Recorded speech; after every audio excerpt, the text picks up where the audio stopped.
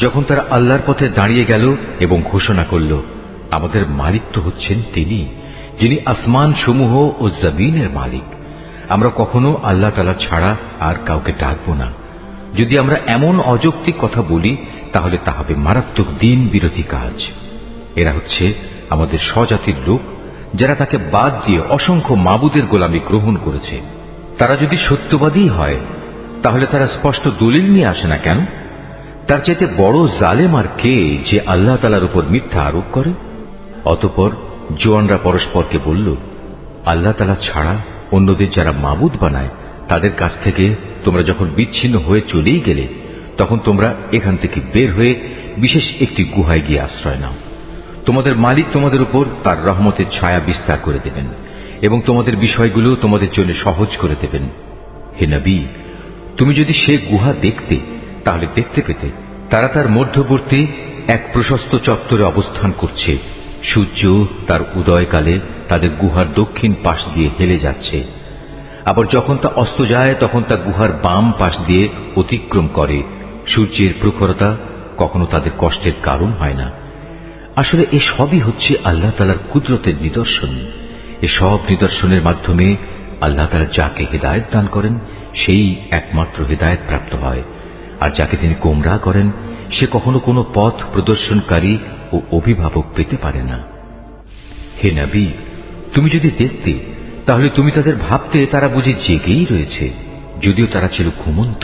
আমি তাদের কখনো ডানে কখনো বামে পরিবর্তন করে দিতাম। তাদের কুকুরটি গুহার সামনে তার হাত দুটি প্রসারিত করে পাহারারত অবস্থায় বসেছিল।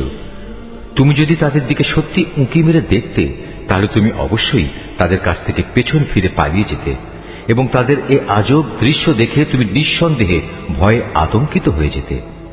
এভাবেই তাদের আমি ঘুম থেকে উঠিয়ে দিলাম, যাতে করে তারা তাদের অবস্থান সম্পর্কে নিজেরা পরস্পরে জিজ্ঞাসাবাদ করে। কথা প্রসঙ্গে তাদের মধ্যে থেকে এক ব্যক্তি বলল, বলতো তোমরা এই গুহায় কতকাল অবস্থান করেছ? তারা বলল, বড় জোর একদিন কিংবা তার চাইতেও কম সময় আমরা এখানে অবস্থান করেছি। অতঃপর যখন তারা একমত হতে পারল না তখন তারা বলল, তোমাদের মালিকই একথা জানেন তোমরা এ গুহায় কতকাল অবস্থান করেছ। এখন সে বিতর্ক রেখে বরং তোমরা তোমাদের একজনকে তোমাদের এ রৌপ্য মুদ্রা সহ শহরে পাঠাও। সে বাজারে গিয়ে দেখুক কোন খাবার উত্তম, সেখান থেকে কিছু খাবার তোমাদের কাছে নিয়ে আসুক। সে যেন বিচক্ষণতার সাথে কাজ করে এবং সে যেন কাউকেই তোমাদের ব্যাপারে কিছু জানতে না দেয়। যদি তারা তোমাদের সম্পর্কে জানতে পারে তাহলে তারা তোমাদের প্রস্তরাঘাত করে হত্যা করবে, কিংবা তোমাদের জোর করে তারা তাদের দিনে ফিরিয়ে নেবে। আর একবার তেমনটি হলে কখনোই তোমরা মুক্তি পাবে না। আর এভাবেই আমি একদিন তাদের ব্যাপার শহরবাসীদের জানিয়ে দিলাম, যাতে করে তারা একথা জানতে পারে মৃতকে জীবন দেওয়ার ব্যাপারে আল্লাহ তাআলার ওয়াদা আসলেই সত্য এবং কিয়ামতের আসার ব্যাপারেও কোন রকম সন্দেহ নেই।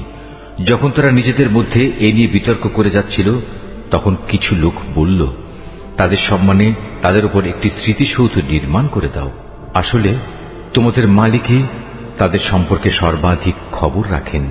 অপরদিকে যেসব মানুষ তাদের কর্তব্য কাজের উপর বেশি প্রভাবশালী ছিল তারা বলল, স্মৃতিসৌধ বানানোর বদলে চলো আমরা তাদের উপর একটি মসজিদ বানিয়ে দিই। কিছু লোক বলে, গুহার অধিবাসীরা ছিল 3 জন, ওদের মধ্যে চতুর্থটি ছিল ওদের পাহারাদার কুকুর।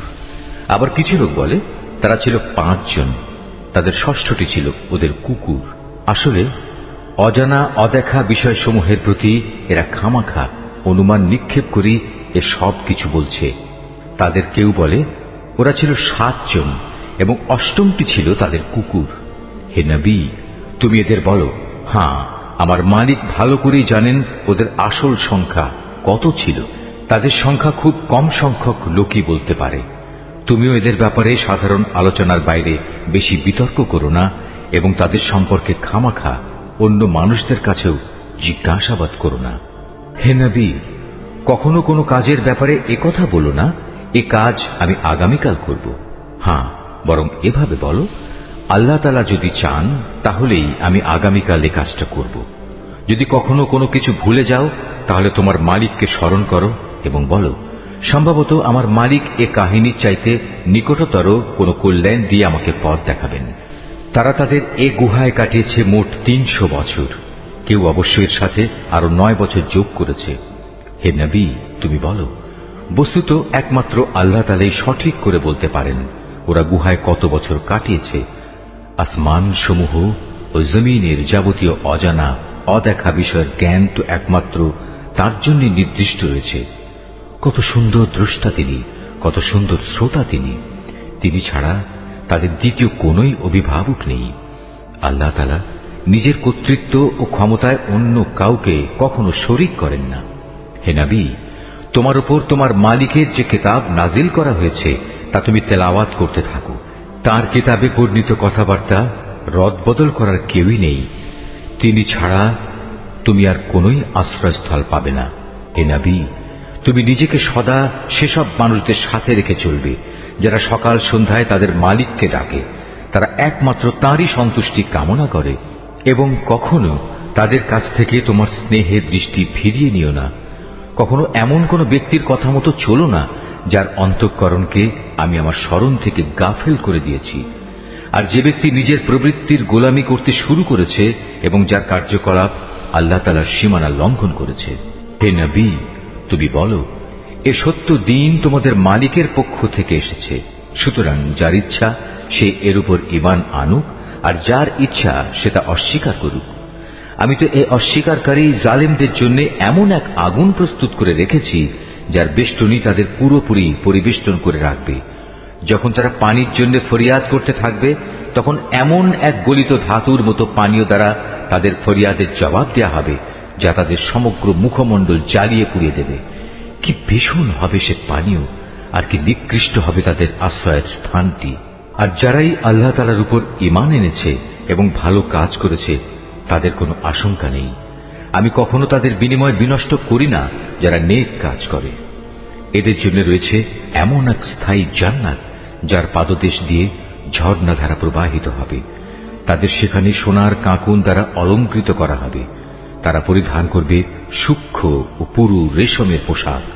উপরন্তু তারা সমাসীন হবে এক সুসজ্জিত আসনে। কত সুন্দর তাদের বিনিময়, কত চমৎকার তাদের আশ্রয়ের এই স্থানটি। হে নবী, তাদের শিক্ষার জন্য তুমি দুজন লোকের উদাহরণ পেশ করো, যাদের একজনকে আমি 2 আঙুরের বাগান দান করেছিলাম এবং এ 2 কতিপয় খেজুর গাছ দ্বারা পরিবেষ্টিত করে রেখেছিলাম। আবার এ দুয়ের মধ্যবর্তী স্থানকে পরিণত করেছিলাম একটি সুফলা শস্য ক্ষেত্র রূপে। উভয় বাগানই এক পর্যায়ে যথেষ্ট ফল দান করল।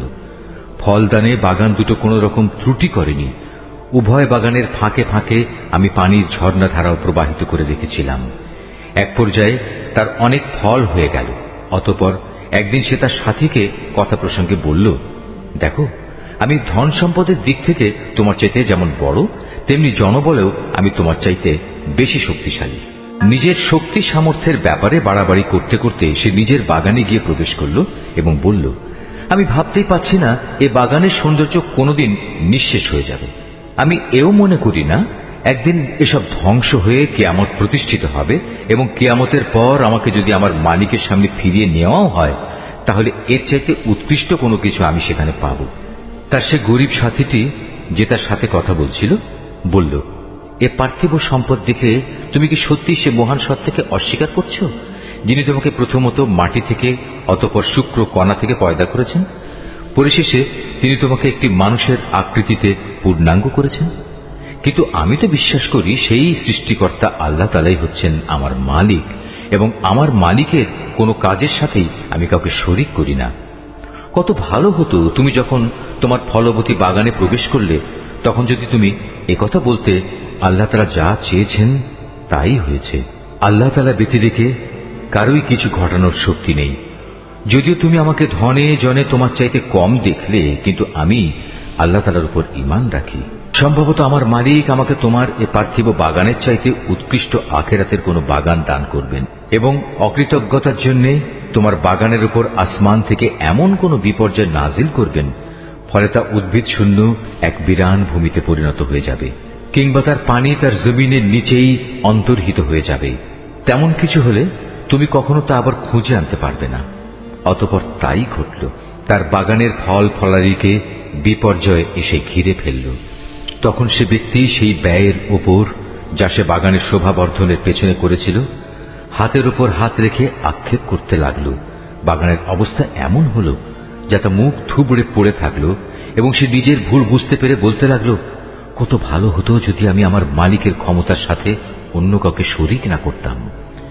যারা বাহাদুরি করেছে তাদের কোনো দলই আজ থেকে আল্লাহর এই প্রতিশোধের মোকাবেলায় সাহায্য করার জন্য অবশিষ্ট রইল না, না সে নিজে কোন রকম প্রতিশোধ নিতে পারল।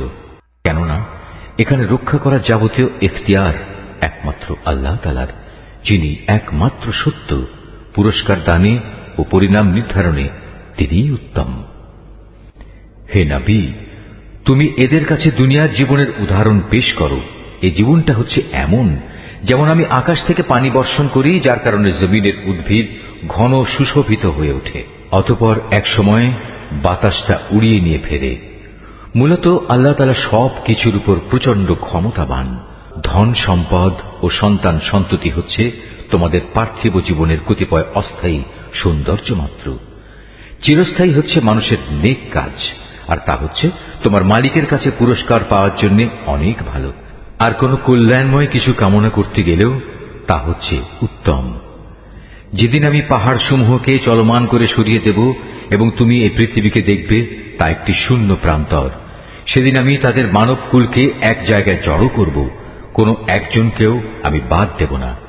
তাদের সবাইকে তোমার মালিকের সামনে সারিবদ্ধভাবে এনে হাজির করা হবে। অতঃপর আমি বলবো, আজ তো তোমরা সবাই আমার কাছে এসে গেছ, ঠিক যেমনি করে আমি তোমাদের প্রথমবার পয়দা করেছিলাম।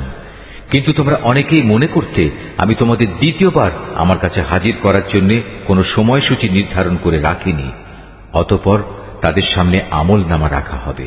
তখন নাফরমান ব্যক্তিদের তুমি দেখবে সে আমলনামায় যা কিছু লিপিবদ্ধ আছে তারা তার কারণে খুবই আতঙ্কগ্রস্ত থাকবে।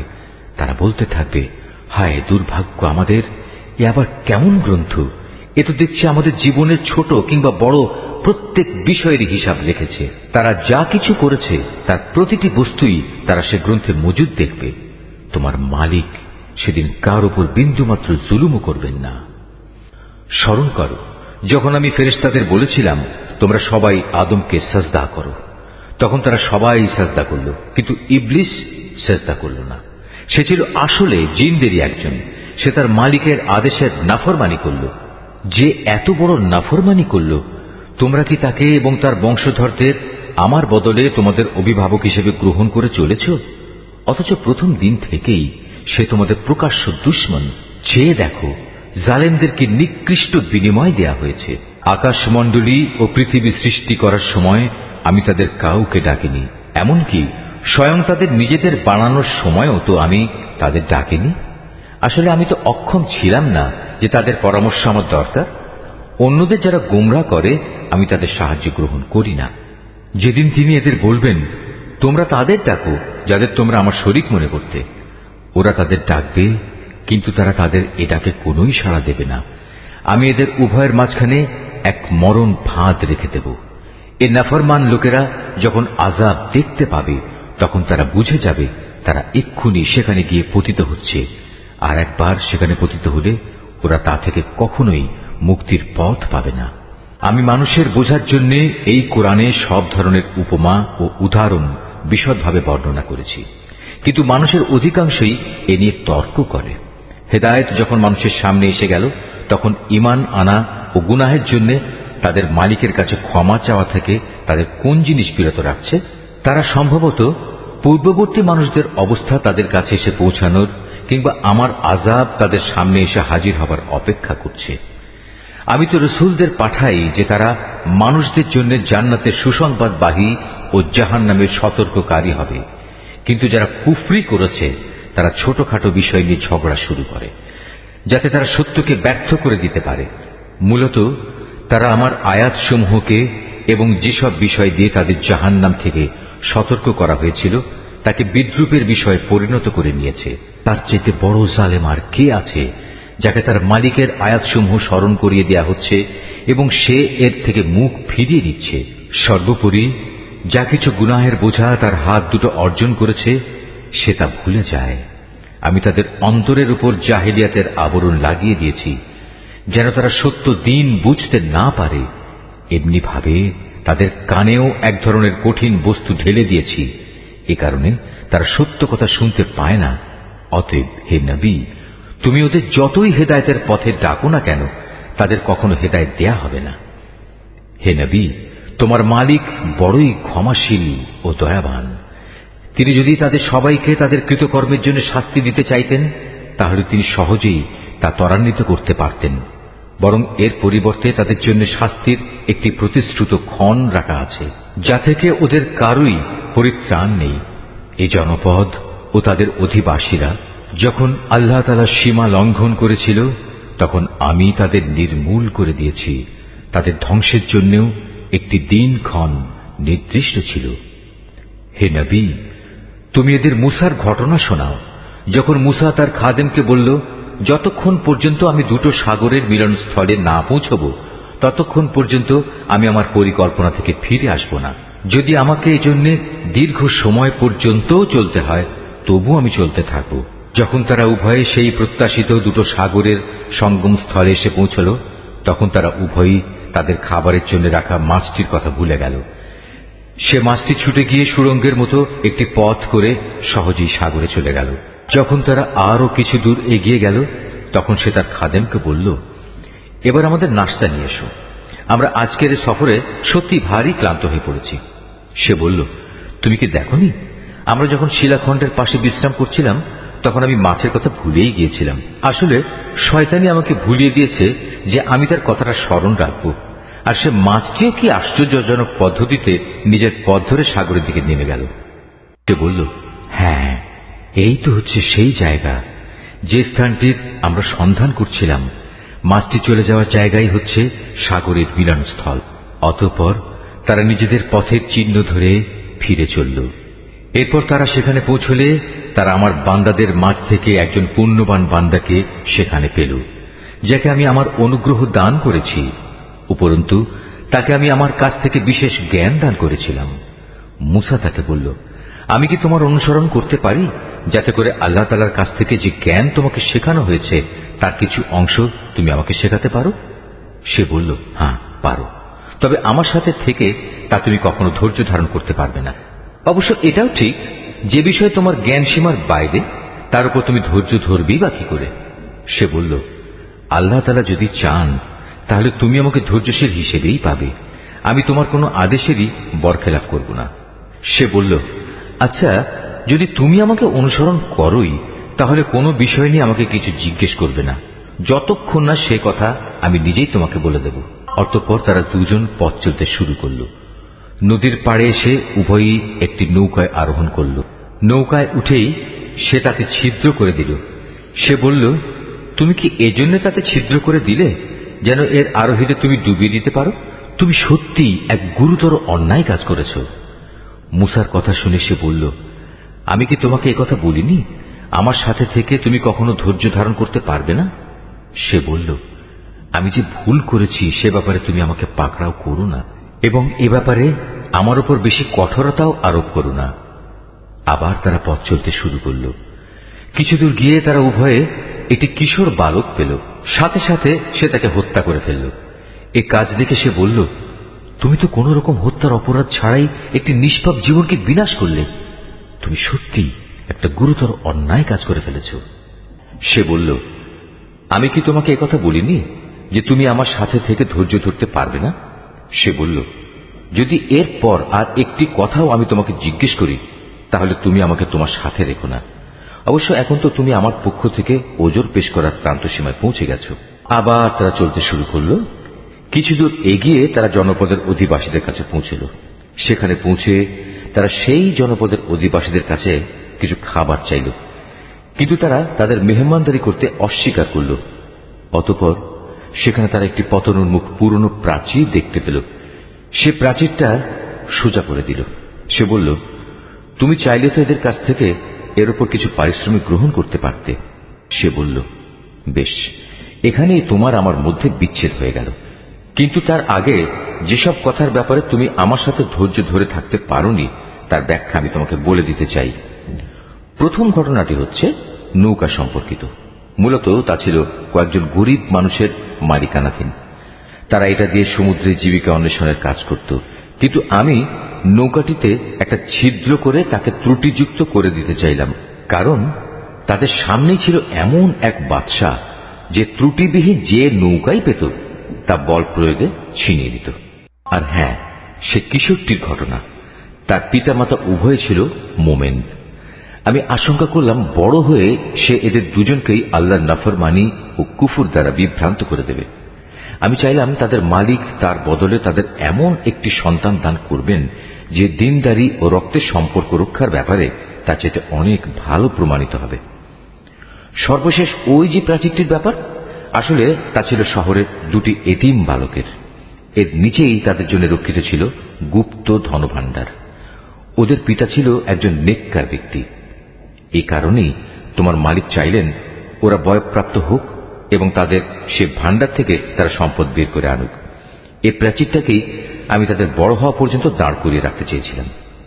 এ ছিল মূলত তোমার মালিকের অনুগ্রহ দ্বারা সম্পাদিত কতিপয় কাজ। এর কোনোটাই কিন্তু আমি আমার নিজে থেকে করিনি। আর এ হচ্ছে সেসব কাজের ব্যাখ্যা যে ব্যাপারে তুমি আমার সাথে থেকে ধৈর্য ধারণ করতে পারছিলে না।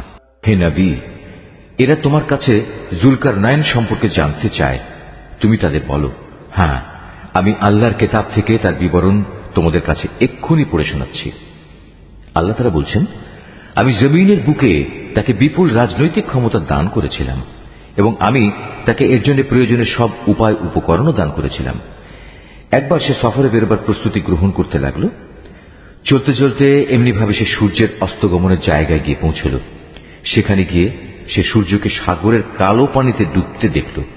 তার পাশে সে একটি জাতিকেও বাস করতে দেখল। আমি বললাম, হে জুলকারনাইন, এরা তোমার অধীনস্থ।